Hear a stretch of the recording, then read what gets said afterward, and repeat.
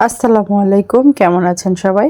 আশা করি ভালো আছেন। আলহামদুলিল্লাহ আমিও ভালো আছি। বরাবরের মতোই আমি আমার ফুডলি পেজ থেকে আপনাদের জন্য নতুন একটা ভিডিও নিয়ে হাজির হয়ে গিয়েছি। আজকে আমি শেয়ার করব একটি ডল হাইট কেকের ভিডিও আপনাদের সাথে।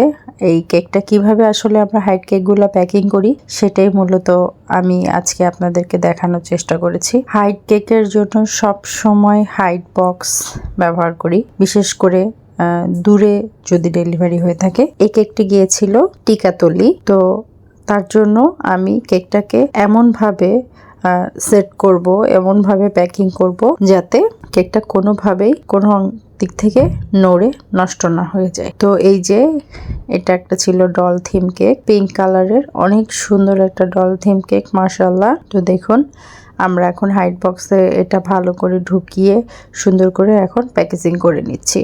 আমার প্যাকেজিংটা কেমন হয়েছে এবং কেকটা দেখতে কেমন হয়েছে অবশ্যই কমেন্টের মাধ্যমে জানাবেন।